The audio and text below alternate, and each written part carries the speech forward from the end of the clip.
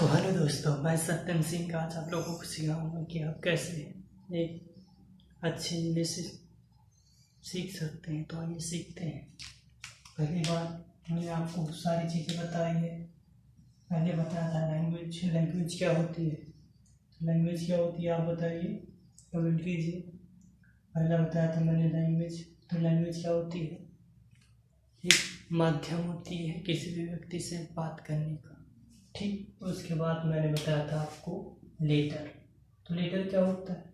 ये लैंग्वेज की सबसे स्मॉलेस्ट यूनिट होती है। क्या होती है? स्मॉलेस्ट यूनिट, भाषा की सबसे छोटी इकाई होती है। ठीक, अगर आप पिछला लेक्चर देखे होंगे तो आपको सारी चीज़ें आती होंगी। तीसरी बात है वर्ड। वर्ड क्या होता है? वर्ड लेटर से मिलकर बनता है और जिसका एक सही अर्थ होता है। जैसे मैंने एक बार लिख दिया है, एक बार, ये क्या हो जाएगा? वर्ड। 1 2 3 4 5 6 शब्दों से मिलकर, अक्षरों से मिलकर बना है। उसके बाद मैंने बताया था आपको सेंटेंस। तो सेंटेंस क्या होता है? सेंटेंस किसको बोलते हैं? जब वर्डों का समूह होगा, शब्दों का समूह होगा और एक सही अर्थ देता हो। जैसे Ram goes to house. Okay, Ram goes to house, Ram घर जाता है। उसके बाद मैंने आपको बताया था सब्जेक्ट। सब्जेक्ट क्या होता है? तो सब्जेक्ट के बारे में हम जान लेते हैं। तो सब्जेक्ट बेसिकली जो काम को करता है, जो काम को करता है उसे क्या बोलते हैं? सब्जेक्ट, या हिंदी में कर्ता। ठीक, उसके बाद मैंने बताया था ऑब्जेक्ट। तो सब्जेक्ट का प्रभाव जिस पे पड़ेगा, इफेक्ट यानी प्रभाव जिस पे पड़ेगा उसे हम क्या बोलेंगे? ऑब्जेक्ट। ओके, ये चीज़ें आपको समझ में आई। उसके बाद इसी कड़ी में हम बात करने वाले हैं। तो सब्जेक्ट की पहले बात कर लें। तो सब्जेक्ट कौन कौन क्या क्या सब्जेक्ट बोल सकते हैं?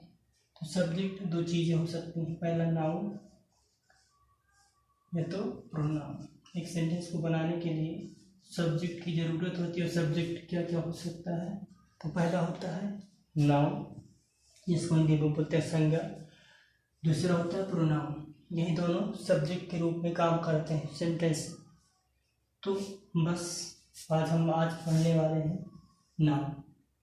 तो नाउन किस कहानी में आज हम पढ़ेंगे कि नाउन बोलते किसे हैं? नाउन, तो नाउन को हिंदी में बोलते हैं संज्ञा। Noun is the naming word. Noun कैसा शब्द है? एक नाम वाला शब्द है। उसके बाद अगर मैं बात करूं, एक और डिफिनीशन है। Noun is the name of person, place और thing is called noun. Noun क्या है? किसी व्यक्ति का नाम, किसी प्लेस का नाम, किसी वस्तु का नाम। तो क्या हो जाएगा? उसको क्या बोलेंगे? नाउन।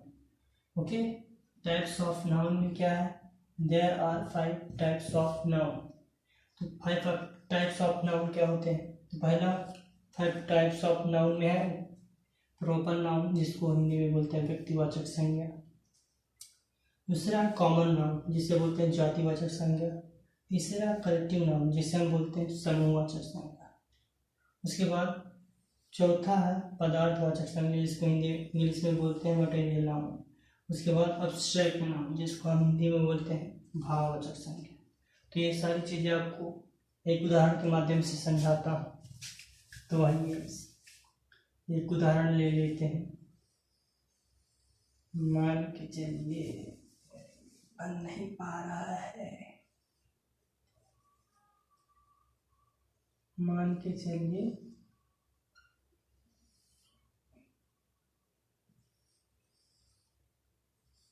ये एक बकरी है।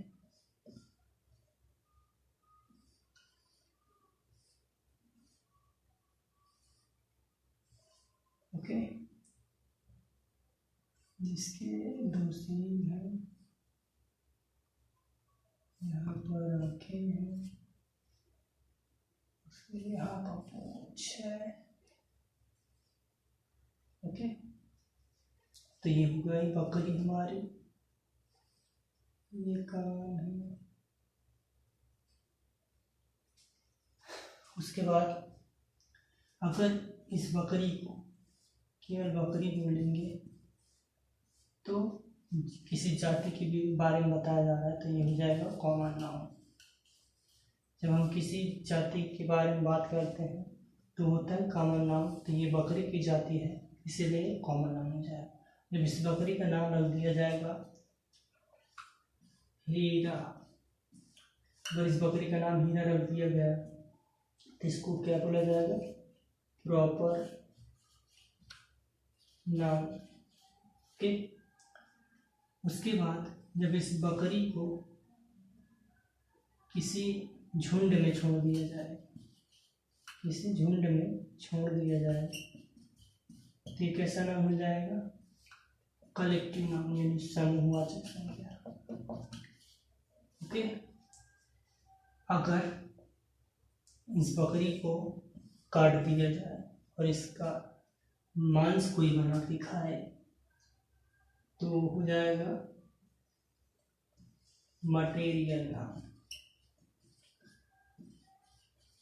ये चीज आपको समझ में आ रही होंगी। उसके बाद जो इसका मटन काट के बना के खा रहे हैं, जब हम इसको कारबार में चढ़ाएंगे, इसमें आग जलाएंगे, तो इसमें से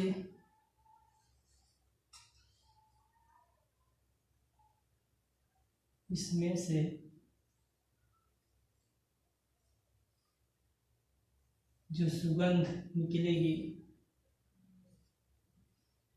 इसमें से जो सुगंध निकल रही है, अगर वो किसी भी व्यक्ति के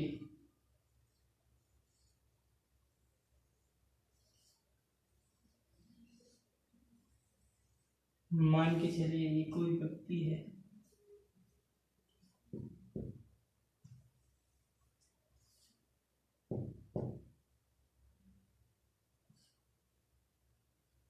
और इसके नाक तक आ रही है,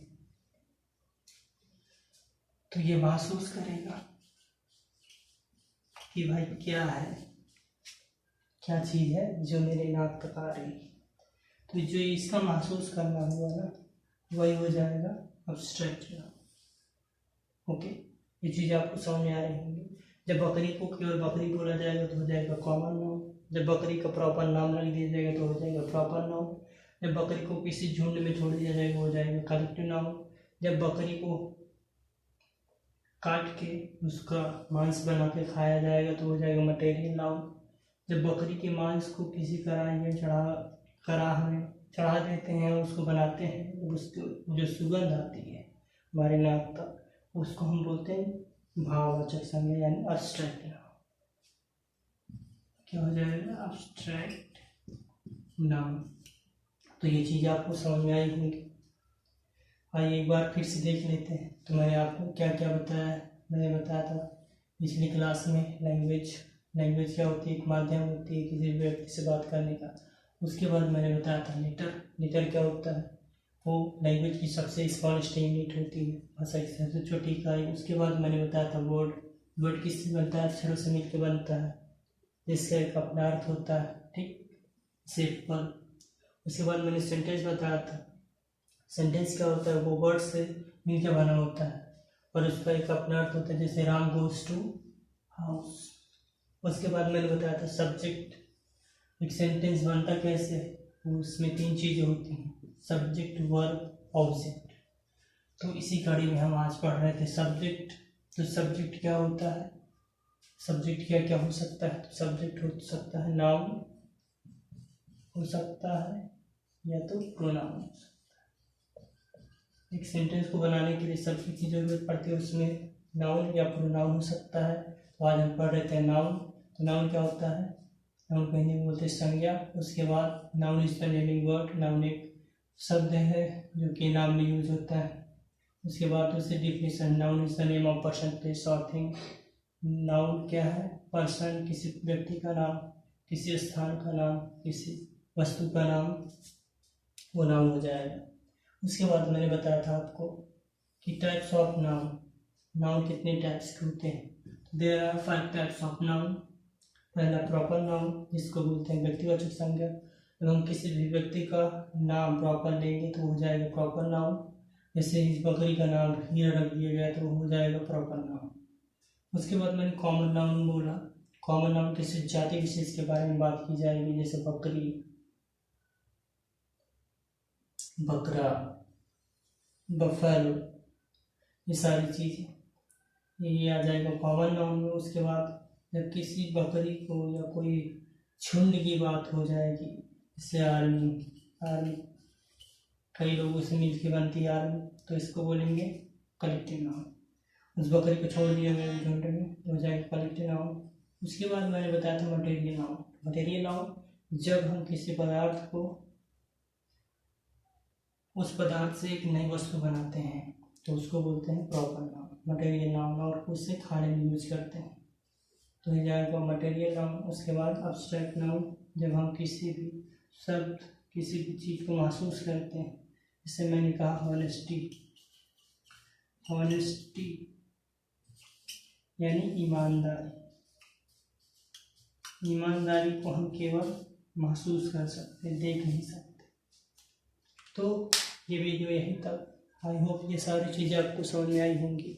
अगर समझ में आई होंगी तो थम्स अप कीजिए, लाइक पर और कमेंट कीजिए, और मेरे चैनल को सब्सक्राइब कीजिए अगर आपको इसी तरह की वीडियो चाहिए तो, और अपना विचार दीजिए। Thank you very much.